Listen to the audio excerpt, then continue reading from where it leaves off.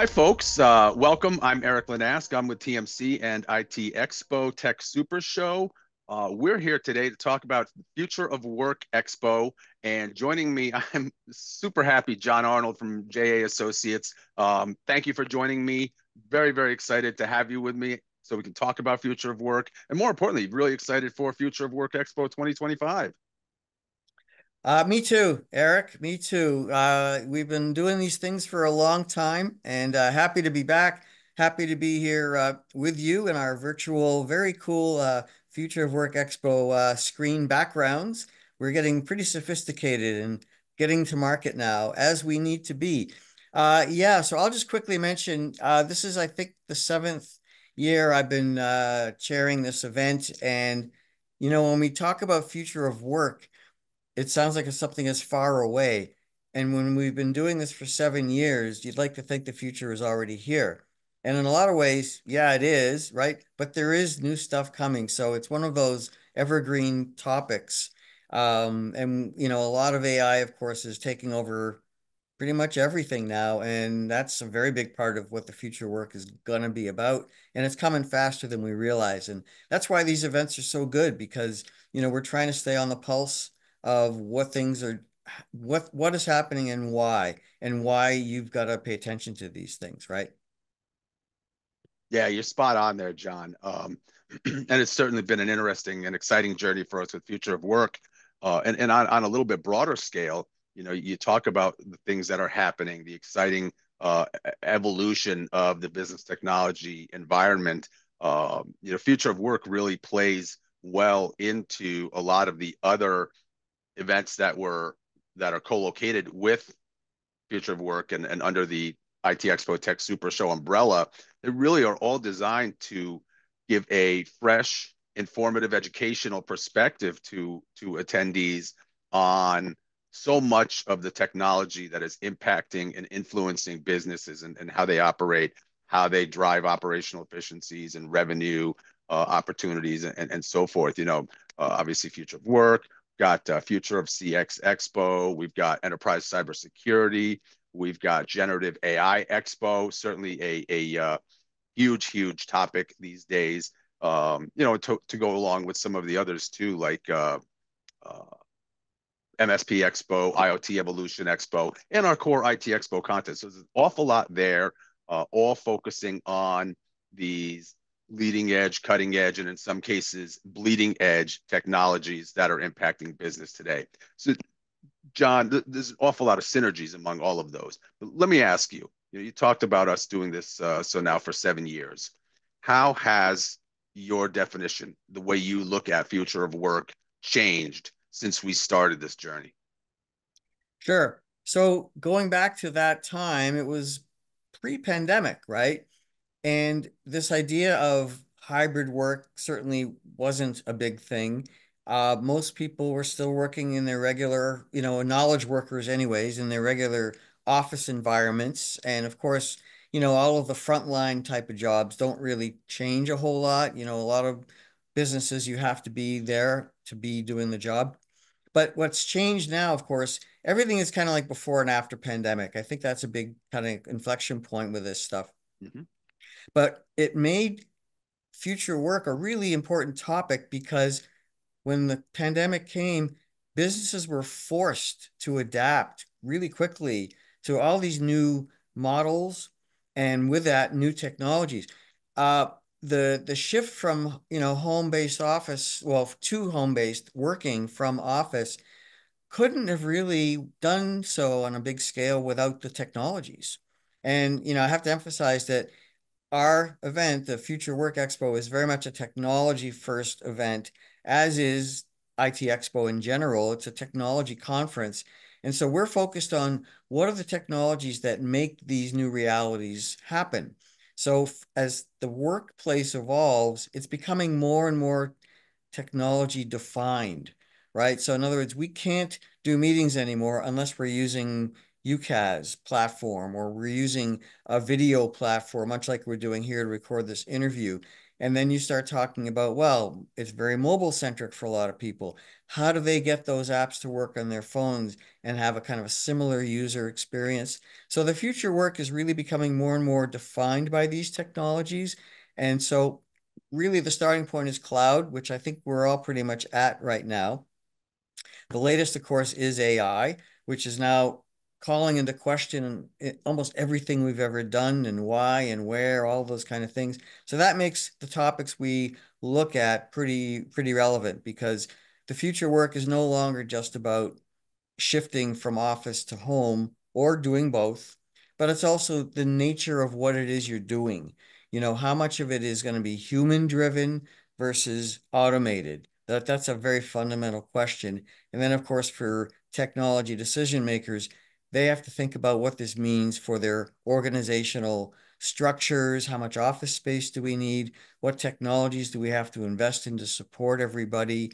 And best practices that kind of keep technology front and center, but letting the workers feel like they're still humans.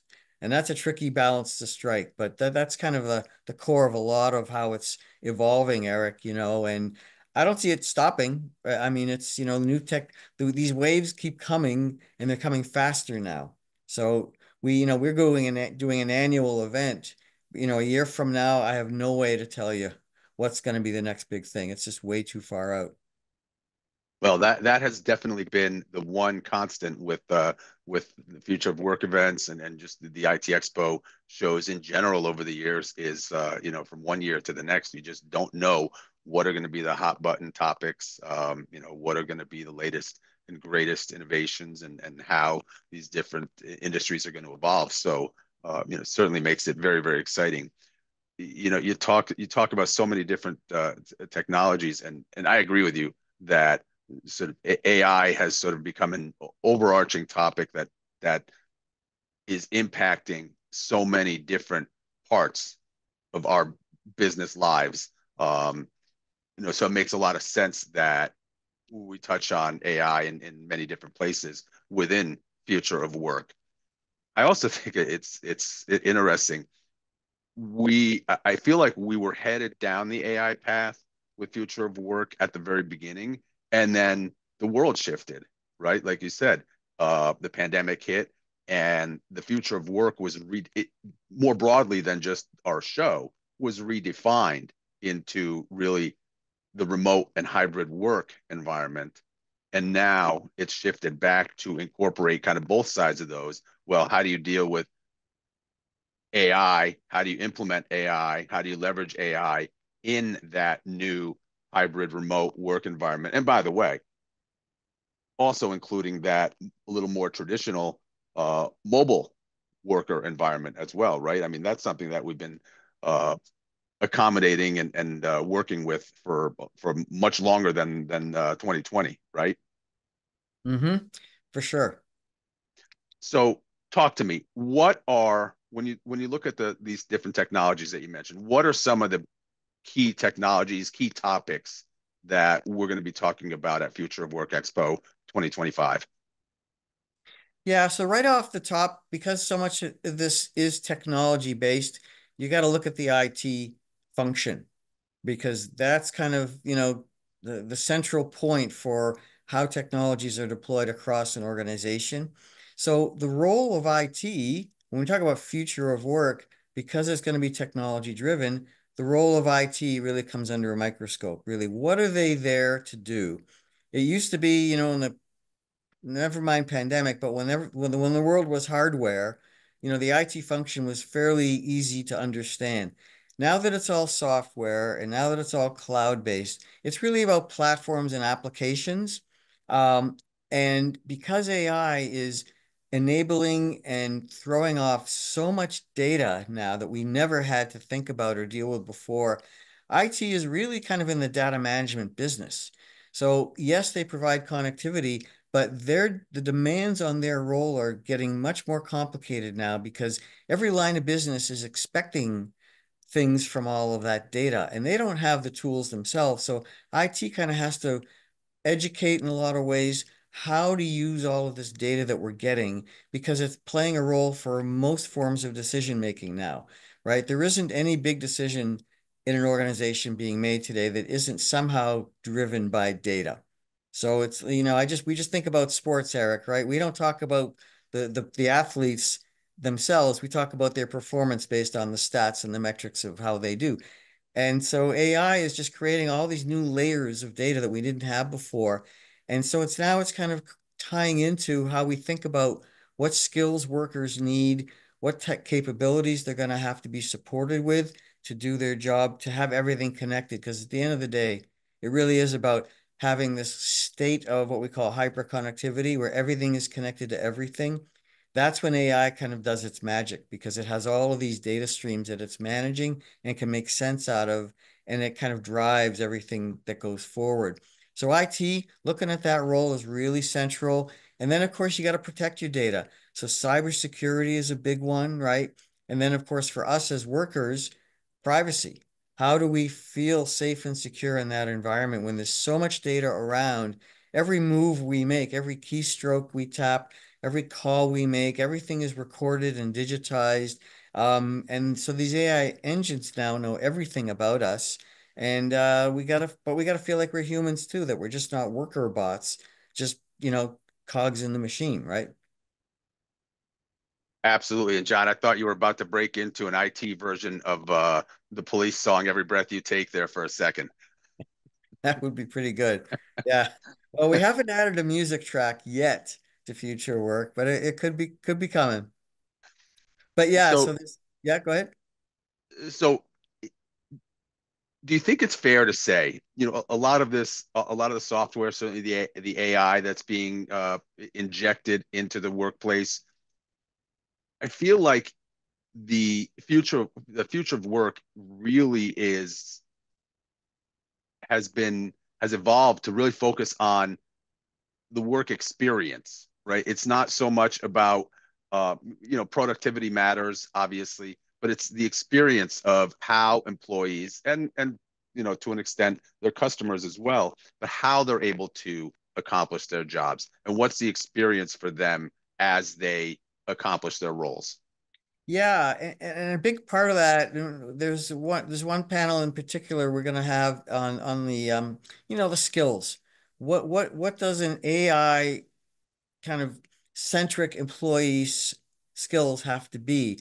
Because the organization itself, see, there's certainly organizational level needs to learn more about how to become an AI first organization, but likewise, employees, the workers need to know what skills they're going to need because if they do not develop AI kind of based skills, whether it's learning how to use prompts, right, to work with generative AI, right, or maybe even write their own applications, if they don't have those skills, it's going to be harder for them to fit into this future of work because it's going to be shaped so much by these capabilities that we don't really have a name for yet, even they're so new.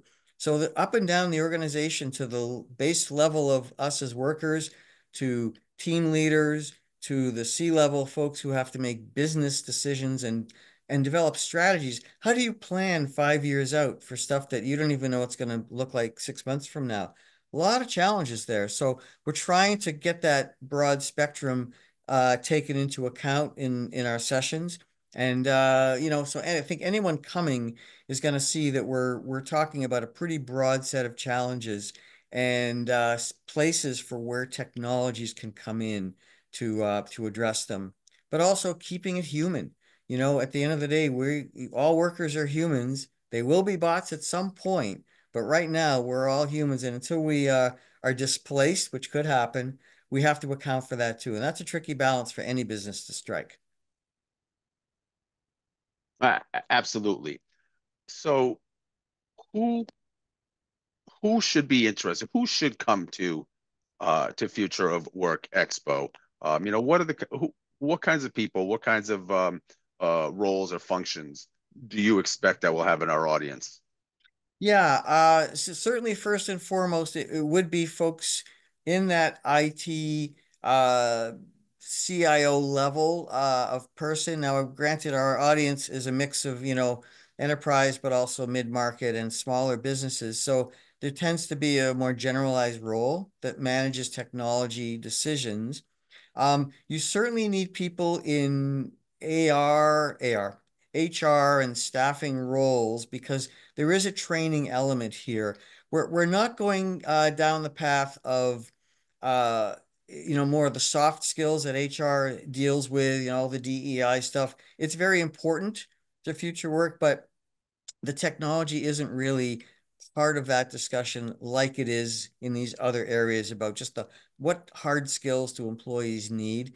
And then the other thing too, of course, is I'm not sure what the roles are called, but certainly like, you know, line of business leaders who have to obviously manage teams. And how do you engage people with these technologies? Like we're using, UCAS, Unified Communications tools every day. But there's more to it because it's becoming driven by AI. So they have to learn good team building skills. And then, of course, yes, high level, the C-level, business owner level, to think more strategically about how to pull all these pieces together. So that's a pretty broad range of roles, but they're not too dissimilar, I think, Eric, from what the other sub events at IT Expo and IT Expo itself are attracting. And that's one of the strengths, I think, of this too, because people can attend our sessions. We'd love to have them in there all day long, but I think they could be equally at home in many of the other tracks as well. No, I 100% agree with you there, John. And the my simple answer to that question is usually it's anybody who's involved in the technology decision making process at their Yes. organizations. And to your point, right, there's a broad spectrum of businesses that are at our shows, from some of the very largest to some much smaller. So yes, those titles certainly vary from organization to organization, but I think the thing that they all have in common is that they have either they are the decision makers or they are influencers within their organization. So important for them to understand what's out there, what's happening, what opportunities they have. So that's well described, John. Yeah, well, thanks. And just one more twist to this is this shows you about what future work can mean. Organizations now have these new roles that reflect the way things are changing. So, on a high level, it's things like what do they call them? Like employee engagement officer, workplace experience officer. So there are these new roles that are emerging, and that is part of the future work story itself, that they need to have a strategic focus on how the workers need to be felt part of the organization and how to motivate them, develop career tracks for them, and upskill them for these kinds of things. So yeah, so I don't have a clear name for that role, but those kind of people, yes, I think would be very at home at this event. Awesome, John. So we've got a lot of more specific technology topics going on at Future of Work. We've also got on Thursday, February 13th, we've got some solutions showcase sessions taking place on our exhibit hall theater in our exhibit hall theater. And I know one of the things we have planned for that solutions theater is a little bit of a Future of Work uh, analyst session that you're presenting. What other kinds of things can we look forward to in the solutions theater? Yes. So what I'm hoping we will do is have some of the sponsors and possibly speakers from the panel sessions there on the floor. So just for first timers to understand, when we do our tracks, which will be Tuesday and Wednesday, those will be full days of sessions. Those will be in a dedicated room in the conference center alongside the other sub events. So that's kind of like going to school, right? We'll be in sessions for the full time, learning and sharing, right? And doing all of that. And then on the IT Expo show floor, which I believe opens on the Wednesday. Is it, Eric? Wednesday late afternoon after the keynotes. Yes. Yeah. So if you haven't been, the show floor it's big. There'll be hundreds of exhibitors there. So that's where there's a lot of noise, but a lot of energy and a lot of opportunities to learn. So within that, there is that solutions theater where we'll have some tracks for future of work. I will do a presentation on industry trends. And yes, that's what I'm hoping we'll have, Erik, is some of the speakers who might have been on our panels, but may only be coming just for the showcase to do more in depth, like, it could be product demos, but it could also be their take on what the market what the market trends are showing. So definitely time well spent there. And just come with a lot of energy because the show floor is a whole other experience than being in the room for the sessions. Great points, John. And I do want to point out to all of our viewers that we've got so February 11th, 12th, and 13th are the dates for Tech Super Show, including Future of Work Expo. Tuesday, the 11th, we've got, as John mentioned, an entire day of conference sessions, followed by a welcome reception open to attendees. Wednesday, again, full day of conference sessions, followed by our opening keynotes and the exhibit hall grand opening and reception. And then Thursday, we've got some conference content in the breakout rooms John mentioned. We've got the Hmm. exhibit hall open. We've got more keynotes in the morning, followed by our all conference party, which is going to be at a brand new, exciting venue, though I'm not at liberty to say exactly where that's going to be quite yet. But it will be fun. That we know. It's Florida in February. Absolutely, John. Any closing notes on what you expect us to experience at Future of Work Expo this year? I think it's just, there's a bit of a community that's been building over the years with this event. Many speakers come back over and over, so there will be a familiarity there, which is nice to see. But also lots of new voices. That's part of what we do to keep the program fresh. So you're going to hear from people you've probably never seen or heard before, and that's what just gives you new perspectives. And that's part of what the Future of Work experience is about. And we hope to see you there. Yeah, and you're right, John. And there's so many of these companies that people probably aren't familiar with, or at least aren't intimately familiar with. It's one of the exciting, really interesting, and things about this, the way AI and cloud and cybersecurity and the IT industry in general has evolved is it's opened up the door for so much innovation, so many new companies that are jumping into the game and bringing exciting, innovative, useful, helpful solutions to market. So looking forward to hearing from them.